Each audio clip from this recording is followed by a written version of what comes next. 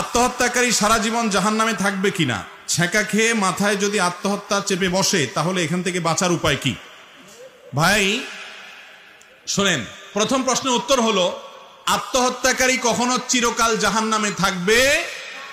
আত্মহত্যা করা এটা কবিরা গুনাহ, কিন্তু আত্মহত্যা করার কারণে কেউ ইসলাম থেকে বের হয়ে যায়, কাফের হয়ে যায়, এরকম কোনো কথা নেই।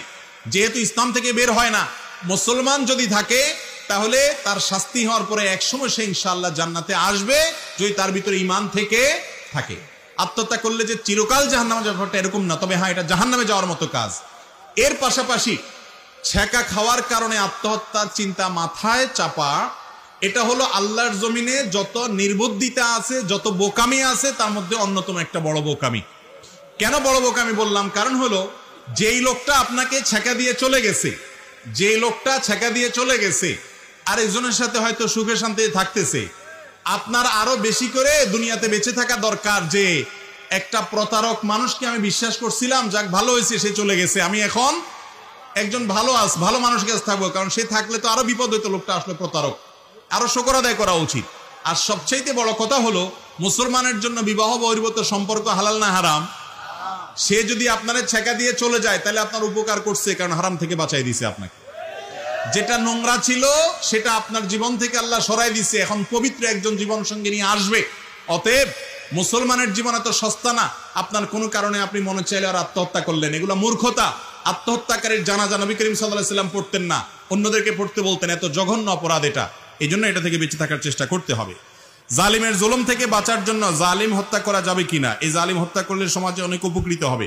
ভাই, কোন মানুষকে হত্যার দায়িত্ব কোন মানুষ ব্যক্তিগতভাবে নিজের হাতে তুলে নিবেন না। কেউ তার উপরে যদি শারীরিকভাবে আক্রমণাত্মক হয়, জুলুম করে, তাকে হত্যা করতে উদ্যত হয়, তিনি নিজের জীবন রক্ষা করতে গিয়ে যদি ওই লোকটা মারা যায়, তাহলে সেটা তার জন্য ভিন্ন কথা। যে তার আত্মরক্ষার জন্য লড়াই করতে গিয়ে তার হাতে ওই লোকটা মারা গেল, এটা অনিচ্ছাকৃত ভুল বলতে পারেন, এটা হত্যা নয় সেভাবে। কিন্তু একজন মানুষ ঠান্ডা মাথায় যত বড় জালিম হোক, আরেকজনকে হত্যা করার অধিকার এটা বিচারিক ভাবে হতে হবে, কারণ সাক্ষী প্রমাণের ব্যাপার আছে। সে জালিম আপনার চোখে যদি জালিম হয়, হয়তো সে জালিম না, এভাবে যদি অনুমতি দেওয়া হয় তাহলে আপনার চোখে আমি জালিম, আমার চোখে আপনি জালিম, সবাই সবাইকে ঘরে ঘরে মারবে, গৃহযুদ্ধ হবে। ইসলাম এরকম বিচার বহির্ভূত হত্যাকে অনুমোদন করে না। আমি ইতালিতে একটি রেস্টুরেন্টে চাকরি করি, এক্ষেত্রে প্রায় সময় শুকরের গোশত নাড়াচাড়া করতে হয়, আমার কি গুনাহ হবে? আমার উপার্জন কি হারাম হবে? যদি কোনো রেস্টুরেন্টে কাজ করেন আর শুকরের গোশত রান্না করা বা সার্ভ করা এই সমস্ত কাজ আপনাকে করতে হয়, তাহলে সেক্ষেত্রে এটা আপনার জন্য জায়েজ হবে না, অন্য চাকরি আপনাকে খুঁজতে হবে। বিকজ ওয়ালা তাআওয়ানু আলাল ইসমি ওয়াল উদওয়ান, সূরা মায়েদা আয়াত নম্বর 2, আল্লাহ বলেছেন তোমরা গুনাহের কাজে, পাপের কাজে একে অন্যের সহযোগিতা করবে না। যে হারামটা খাচ্ছে আপনি তাকে সামনে নিয়ে দিলেন, সার্ভ করে দিলেন, আপনি রান্না করে দিলেন, আপনি অন্যায় সহযোগিতা করলেন, হারামখোরকে হারাম খাইতে সহায়তা করলেন, এই জন্য গুনাহের কথা উপার্জন জায়েজ হবে না। আর এমনি নাড়াচাড়া করা লাগছে, হাতে লাগছে, টাচ করছে, তাহলে হাত ধুয়ে পাক করে ফেলবেন, এর কারণে যে আপনার উপার্জন হারাম হবে তা কিন্তু না, যদি আপনি সরাসরি ওইটার কোনো সহযোগিতামূলক কাজে জড়িত না হন। কবরের স্থানে টাইলস করা জায়েজ কি না? কবর সম্পর্কে নবী করিম সাল্লাল্লাহু আলাইহি ওয়াসাল্লামের স্পষ্ট নির্দেশ হলো কোনো কবর পাকা করা, উঁচা করা যাবে না।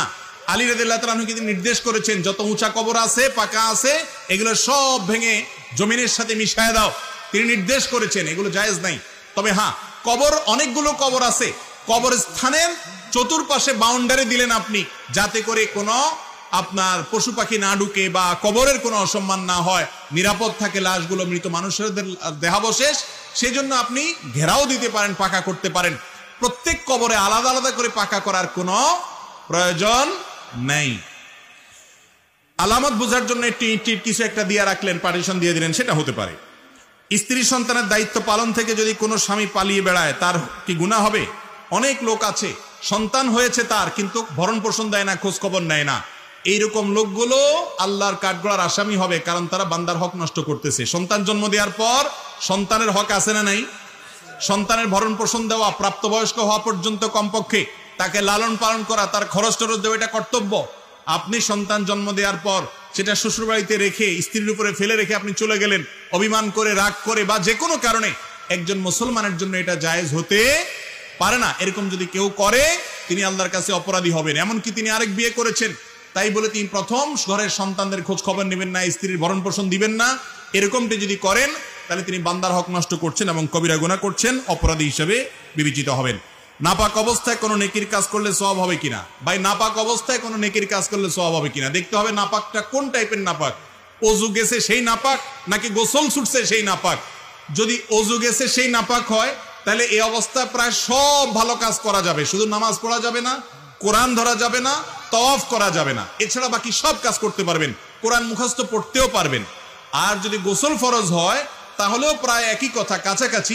গোসল ফরজ হওয়ার পরে মসজিদে প্রবেশ করতে পারবেন না, কোরআন পড়বেনও না, কোরআন ধরবেনও না, তওয়াফ করার তো প্রশ্নই ওঠে না, নামাজ পড়ার তো প্রশ্নই ওঠে না। আর এছাড়া জিকির আজকার, তাসবিহ, তেলাওয়াত, কালিমা পাঠ করা, ইস্তিগফার পাঠ করা, দুরুদ পাঠ করা এবং ইসলামী বই পুস্তক পড়া, গোসল ফরজ হলে ওযু করে এই কাজগুলো আপনি করতে পারবেন। যদিও বিলম্ব করে, গোসলকে দেরি করে এগুলো করা উচিত না, দ্রুত গোসল করে তারপরে পবিত্র হয়ে যাওয়া উচিত। অনেক দিনী ভাইরা বিভিন্ন অঞ্চলের আঞ্চলিক ভাষা নিয়ে ঠাট্টা মজা করে, এদের উদ্দেশ্যে কিছু বলেন। শুধু দিনী ভাইরা না, দুনিয়াবি ভাইরাও আছেন এরকম। আপনারা অনেক কম্পিটিশন দেখেন যে নোয়াখালীর ভাষা আর বরিশালের ভাষা, এই দুইটা নিয়ে কম্পিটিশন হয়েছে, যে যার ভাষাকে শ্রেষ্ঠ প্রমাণ করে আরেকটাকে পচানোর চেষ্টা করে, এরকম কম্পিটিশন দেখছেন না অনেকগুলো। এই কম্পিটিশন গুলো ইসলামী শরিয়ার দৃষ্টিকোণ থেকে কোনো ভালো কম্পিটিশন না। এগুলোতে মানুষের মধ্যে আঞ্চলিকতা, আঞ্চলিক যে সাম্প্রদায়িকতা সেটা তৈরি হয় এবং এগুলোর ফলে মানুষের মধ্যে পারস্পরিক বিরোধ বাড়ে এবং সম্পর্কের অবনতি হয়। মনে রাখবেন, একটু আগে আপনারা আলোচনা শুনেছেন, ইন্না আকরামাকুম ইনদাল্লাহি আত্তাকুম। আল্লাহর কাছে নোয়াখালীর লোকেরও সম্মান মর্যাদা নাই, আপনার বরিশালের লোকেরও মর্যাদা নাই, এমনকি যদি কারোর মধ্যে ঈমান না থাকে আর লোকটা মক্কা শরীফেরও জন্মগ্রহণ হয়, তারও মর্যাদা আল্লাহর কাছে মর্যাদা হলো, সম্মানের ভিত্তি হলো তাকওয়া। যার মধ্যে তাকওয়া আছে তার মর্যাদা আল্লাহর কাছে আছে। সে আফ্রিকার মানুষও যদি হয় আল্লাহর কাছে সে সম্মানিত। অতএব কোনো ভাষা নিয়ে কাউকে তাচ্ছিল্য করা, ব্যঙ্গ করা বা এটা নিয়ে ছোট করা, বিদ্রুপ করা বা এটা নিয়ে কোনো রকম কম্পিটিশন করা, এগুলো ইসলাম শরিয়ার দৃষ্টিকোণ থেকে জায়েজ নাই।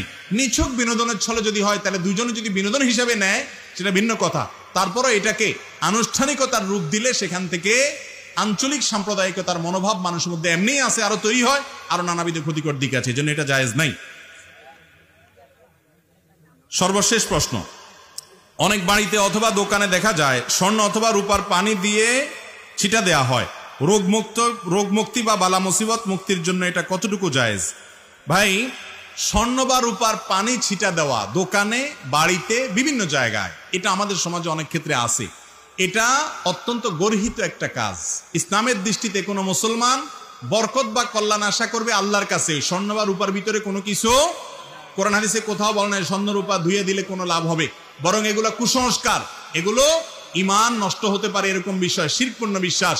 বিসমিল্লাহ বলে শুরু করবেন, আল্লাহর কাছে বরকত আশা করবেন, পাপের কাজ ছেড়ে দিবেন, আল্লাহ তাআলা বরকত দিবে। আপনি যদি গুনাহ করেন, আপনি যদি অন্যায় করেন আর এদিকে আল্লাহর কাছে বরকতের আশা করেন, তাহলে সে বরকত আপনার হবে না। আর স্বর্ণ বা রূপার পানি এগুলো দিয়ে যত ছিটেন, যত ধন, এগুলার বিশেষ কোনো কল্যাণ নাই, কোরআন হাদিসে কোথাও এরকম কোনো কিছু বলা হয় নাই। বিধায় এরকম বিশ্বাস নিয়ে যদি আপনি স্বর্ণ রূপার পানি ছিটা দেন, সেটাতে কোনো সওয়াব